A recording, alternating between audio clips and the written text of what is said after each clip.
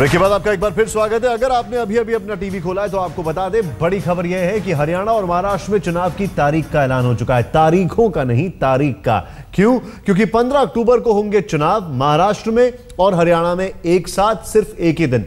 19 अक्टूबर को होगी वोटों की गिनती, मतगणना, यानी दिवाली से पहले पहले समझ में आ जाएगा कि किस पार्टी के घर में मिठाइयां बंटने वाली है और किसके यहां पटाखे जलने वाले हैं और किसी क्या सन्नाटा होने वाला है। लेकिन ब्रेक से पहले हमारी बातचीत चल रही थी और हमारे साथ जो मेहमान है, एक बार फिर से इंट्रोड्यूस कर दूं। रामकृपाल जी हमारे साथ हैं, हमारे सीनियर जर्नलिस्ट हैं। जय नारायण व्यास जी बीजेपी के बड़े नेता हैं, अहमदाबाद से हमारे साथ हैं। श्वेता पारुलेकर जी शिवसेना की प्रवक्ता हैं, आपका स्वागत है एक बार फिर से। आशीष हमारे साथ मौजूद हैं। मुकुल नायक जी जो कि प्रवक्ता हैं कांग्रेस के, आपका भी स्वागत है। लेकिन ब्रेक से पहले जो बात हो रही थी वो मौसम की बात हो रही थी।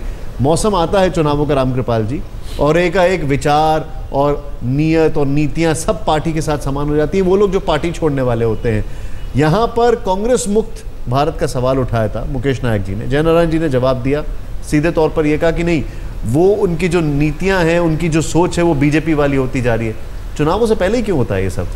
देखिए, जमाने पहले मैं कह रहा हूँ, जब कुछ समय पहले ही एक बार बीजेपी ने कहा था कि गांधीवादी विचारधारा की बात की थी। तो व्यास जी जो कह रहे हैं वो बहुत सही है। वो गांधीवादी सोच, गांधी जी कहते थे कि अंग्रेज़ रहें अंग्रेजी जाए, यानी मैं किसी व्यक्ति से नहीं, ये कल्चर ख़त्म होना चाहिए, जो उनका सोच है वो बदलना चाहिए।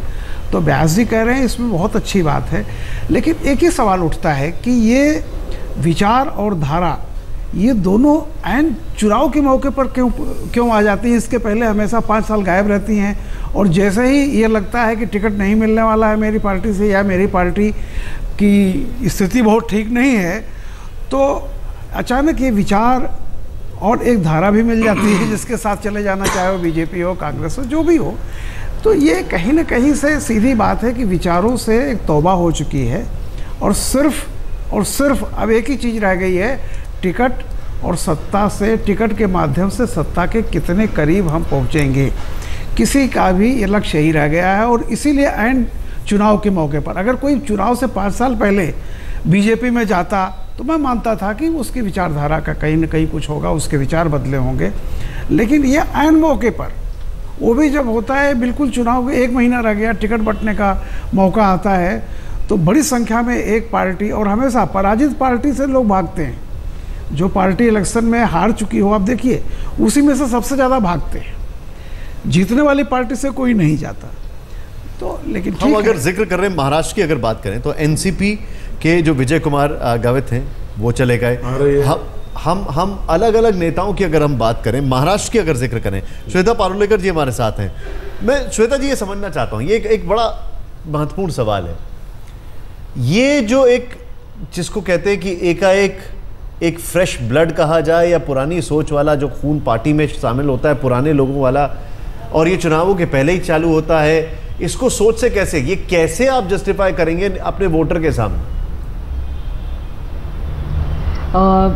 मेरी पार्टी के हिसाब से तो मैं इतना ही कहूँगी कि आपको तो जानकारी है कि politics is all about opportunism.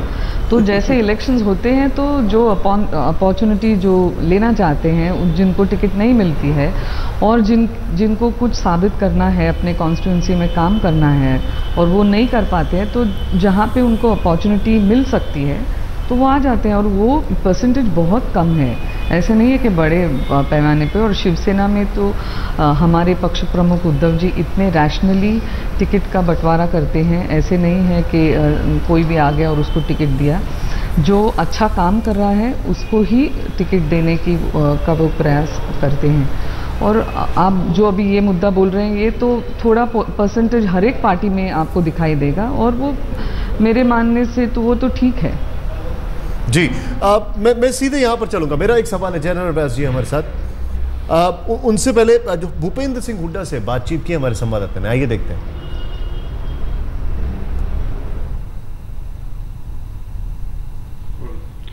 चुनाव आयोग ने हरियाणा के चुनाव की तारीखों की घोषणा कर दी है। कौन लड़ाएगा चुनाव, खासकर कांग्रेस के लिए? मुख्यमंत्री भूपेंद्र सिंह हुड्डा और कांग्रेस संगठन के अध्यक्ष अशोक तंवर। पूरी टीम हमारे साथ मौजूद है, उनसे ही बात करते हैं। हुड्डा साहब, सबसे पहले आपसे पूछना चाहेंगे कि किस तरीके का तैयारी है और क्या कहना चाहेंगे? आयोग ने कहा है एक ही दिन में चुनाव होंगे। पहले भी सदा हरियाणा में एक ही दिन चुनाव होते हैं, और तैयारी जहाँ तक सवाल है, हमारी पार्टी संगठन पूरी तरह से तैयार है, मजबूती से तैयार है। और जो पिछले 3 महीने में लोकसभा चुनाव के बाद जब हमने जनसंपर्क किया, हमने और अध्यक्ष जी ने कोई 65 के करीब जनसभाएं को संबोधित किया है, और जिस प्रकार से लोगों का समर्थन मिल रहा है, जो लोगों की मन की भावना आ रही है, चेहरे जैसे पहचाने जाते हैं, वो कह रहे हैं कि उसके आधार पर मैं कह सकता हूं कि हरियाणा में तीसरी बार कांग्रेस पार्टी की सरकार बनने जा रही है। क्यों सरकार क्यों नहीं? कांग्रेस पार्टी की सरकार है, पार्टी की सरकार होती है, व्यक्ति तो एक नुमाइंदा होता है। पार्टी की सरकार बनेगी, कांग्रेस पार्टी बड़ी होती है। पार्टी है तो हम हैं, पार्टी है तो हुड्डा है, पार्टी नहीं है तो हुड्डा नहीं है। लेकिन सर एक बात कही जा रही है कि नरेंद्र मोदी का जो प्रचार का तरीका है, जैसा उन्होंने लोकसभा चुनाव में किया, उससे टकराना हुड्डा साहब की बड़ी चुनौती होगी। उसके लिए क्या तैयारियां हैं? प्रचार का जो तरीका है, जिस तरीके से चुनाव प्रचार करते हैं, अभियान चलाते हैं, लोकसभा चुनाव में उन्होंने ऐसा किया, तो उससे टकराना क्या तैयारियां की हैं आपने? क्या टकरा पाएंगे नरेंद्र मोदी की लहर से? ऐसा है, हमारा काम जो है वो बोलता है हरियाणा की हर दीवार, हर सड़क, हर परियोजना, हर व्यक्ति जिसको जो सामाजिक सुरक्षा हमने दी है, जिस प्रकार से एक माहौल प्रदेश में बनाया है, भाईचारे का माहौल बनाया है। 14वें नंबर पे था जो 2005 में हरियाणा, आज नंबर 1 पर है। ये माहौल बोल रहा है, इसमें प्रचार की बात नहीं, प्रचार तो लोग ही खुद कर रहे हैं। तो नरेंद्र मोदी कितना बड़ा फैक्टर रहेंगे? नरेंद्र मोदी लोकसभा में फैक्टर थे, और यही कारण था, किसी ने भारतीय जनता पार्टी की नीतियों पर वोट नहीं दी। ये जो हम घूमे हैं हरियाणा में, 65 जनसभाएं की हैं, उनसे लोगों से बात हुई, हमारी जनसंपर्क हुआ है, तो किसी ने पार्टी की नीतियों पे वोट नहीं दी। एक व्यक्ति विशेष के पक्ष में एक माहौल बनाया गया कि वो बनते ही उनके हाथ में जादू की छड़ी है, सब चीज़ों का समाधान हो जाएगा, महंगाई खत्म हो जाएगी। आज अगर महंगाई खत्म करने की तरफ कोई कदम नहीं उठाया, जो आशा थी लोगों को निराशा में बदल रही है। और मैं ये कहता हूँ, महंगाई कदम जो रोकने की तरफ कदम होगा, अगर इनका होता, तो कम से कम जब कांग्रेस सत्ता से बाहर हुई और ये सत्ता में आए, उस दिन आलू का क्या भाव था, प्याज का क्या भाव था, टमाटर का क्या भाव था, उस भाव पर भी ले आए, तो मैं सोचूंगा इनकी कोई नियत महंगाई रोकने की। पेट्रोल के दाम तो घटे, डीजल इंटरनेशनल उसमें 1/3 कम हुए। आज के दिन इंटरनेशनल मार्केट में डीजल पिछले 2 साल में सबसे सस्ता है, 50 पैसे घटाए हैं। पिछले महीने 50 बढ़ा दिए थे। जब 1/3 इंटरनेशनल मार्केट में कम हुआ है, तो उसी के कॉरेस्पॉन्डेंसली इन्होंने यहाँ पर भी डीजल सस्ता करना चाहिए, ताकि महंगाई पर लगाम लग सके। मुकाबला किससे होगा सर? बीजेपी से, आईएनएलडी से, या हजका और बीएसपी के गठबंधन से? जो दूसरे नंबर पर रहेगी उस पार्टी से होगा। साथ में अध्यक्ष जी भी मौजूद हैं। क्या बता पाएंगे जनता को कि अगला मुख्यमंत्री कौन होगा? अगला मुख्यमंत्री ये तो पार्टी और विधायक मिलकर के फैसला करते हैं, हाईकमान फैसला करती है, प्रदेश की जनता फैसला करेगी। लेकिन मैं समझता हूं कि जहां तक कांग्रेस पार्टी का सवाल है, पूरी पार्टी एकजुटता के साथ चुनावी समर में उतरेगी, और निश्चित तौर पर जनता के आशीर्वाद से, कार्यकर्ता और नेताओं के सहयोग से हमारी तीसरी बार सरकार बनेगी। एक बात कही जा रही है कि कई मंत्रियों की सीढ़ियां आई हैं, और कहा गया खास तौर पर कि राहुल गांधी की ओर से या आपकी ओर से कहा गया कि जिनके खिलाफ सीढ़ी आई उनको कम से कम टिकट ना दिया जाए, करप्शन के खिलाफ कांग्रेस दिखाई पड़े। क्या ये दिखाई पड़ेगा ऐसा? करप्शन के खिलाफ है कांग्रेस, ऐसे विधायक मंत्री जिनके खिलाफ सीढ़ी निकली उनको टिकट नहीं देंगे आप? नहीं, जहां तक करप्शन का मामला, कांग्रेस तो हमेशा करप्शन के खिलाफ है, और अगर कोई इस तरह की बातें आएंगी तो पूरी कमेटी उसको संज्ञान में लेगी, और उस पर गंभीरता के साथ विचार करके ही अंतिम फैसला होगा। हुड्डा साहब, एक बात, माहौल बोल रहा है, सीधे सीधे मुझसे रुका नहीं जा रहा। पहले तो आशीष शेलार जी हमारे साथ प्रवक्ता हैं महाराष्ट्र बीजेपी के, आपका स्वागत है। लेकिन मुझझसे रुका नहीं जा रहा, मैं सीधे सीधे मुकेश नायक जी से सवाल पूछा। मुकेश जी, माहौल बोल रहा है, और जब प्रधानमंत्री मोदी के साथ खड़े हुए और जनता ने कुछ उनके फेवर में नारे बोल दिए, तब बड़ा चुप गया। नहीं, देखिए, वो एक अलग विषय है। मुख्यमंत्री और प्रधानमंत्री का एक मंच पे होना कोई राजनीतिक कार्यक्रम नहीं है, और ऐसे में एक व्यक्ति को सभा में अपमानित वातावरण में खड़ा करना और एक व्यक्ति की जय जयकार करना, ये कोई पॉलिटिकल वैल्यू नहीं है। अभी जयनारायण व्यास जी कह रहे थे कि जिसको भी दल बदल करा के हम बीजेपी में लाएंगे, वो हमारी विचारधारा को अडॉप्ट कर लेगा। सर, मैं सवाल से ये पूछना चाहता हूं, मैं बात कर रहा हूं माहौल की, मैं बात कर रहा हूं माहौल की। अगर माहौल बोल रहा है तो प्रधानमंत्री और मुख्यमंत्री खड़े होंगे तो साथ साथ दोनों के पक्ष में नारे लगेंगे, दोनों की जय जयकार होगी। कोई पहली बार मुख्यमंत्री और प्रधानमंत्री इस देश में एक मंच पर नहीं आए हैं। एक लंबी श्रृंखला और भारत की परंपरा रही है कि गैर राजनीतिक कार्यक्रम जब होते हैं प्रोटोकॉल के तहत प्रधानमंत्री के कार्यक्रम में मुख्यमंत्री जाते रहे हैं, लेकिन इस तरह का अपमानजनक वातावरण झारखंड और हरियाणा में और दूसरे कश्मीर में, दूसरे राज्यों में जो इन्होंने खड़ा किया कि अपने ही राज्य में मुख्यमंत्री की इतनी एम्बैरेसिंग सिचुएशन खड़ी कर दी और इससे लोकप्रियता और अलोकप्रियता को जोड़ दिया चुनाव पर प्रभाव डालने के। जब पिछले साल प्रधानमंत्री मनमोहन सिंह गए थे और वहां पर मुख्यमंत्री उस वक्त नरेंद्र मोदी थे, तब भी कुछ ऐसा ही हुआ था। नरेंद्र मोदी जी ने तो कोई हल्ला हंगामा नहीं किया था जितना यहां पर हुड्डा साहब ने कर दिया।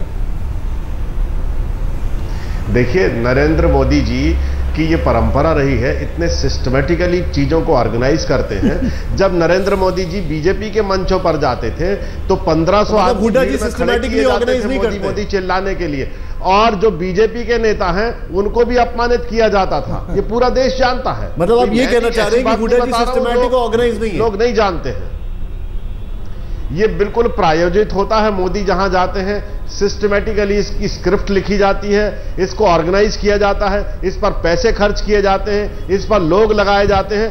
पूरा देश जानता है। एक क्विक रिएक्शन, मैं यहां पर एक क्विक रिएक्शन, शेलार साहब आपका इस पे एक रिएक्शन। हालांकि मैं आपसे महाराष्ट्र की राजनीति में ही पूछूंगा, लेकिन इस पर आप क्या कहेंगे?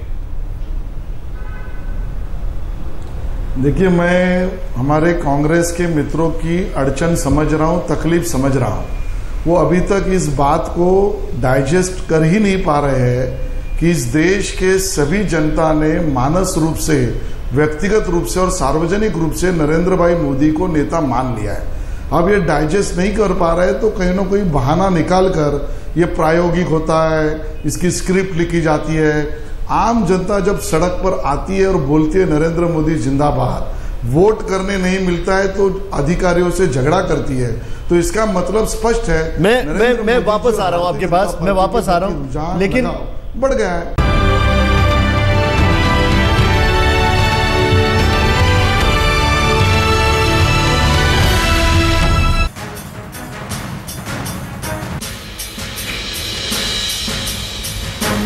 ब्रेक के बाद आपका एक बार फिर स्वागत है। ब्रेक से पहले बात कर रहे थे हरियाणा की राजनीति की, लेकिन हम सीधे चलते हैं। आशीष शेलार जी हमारे साथ हैं, स्पोक्स पर्सन महाराष्ट्र बीजेपी प्रवक्ता हैं। मैं आपसे जानना चाहूंगा शेलार साहब, आज की तारीख में अगर हम सीधे सीधे बात करें, और यहां पर थोड़ी देर पहले जो हमारे पास बयान आया जावड़ेकर साहब ने, हर चुनाव से पहले रीनेगोशिएट होता है, क्या बीजेपी लोकसभा चुनावों में जीत के बाद क्या बीजेपी की जो नेगोशिएशन या बार्गेनिंग पावर है वो बढ़ गई है, जिस वजह से तारीखों का ऐलान हो गया है और अभी तक आपका अलायंस, जो कि सबसे पुराना अलायंस है, उसका सीट शेयरिंग डिसाइड नहीं हो पाया?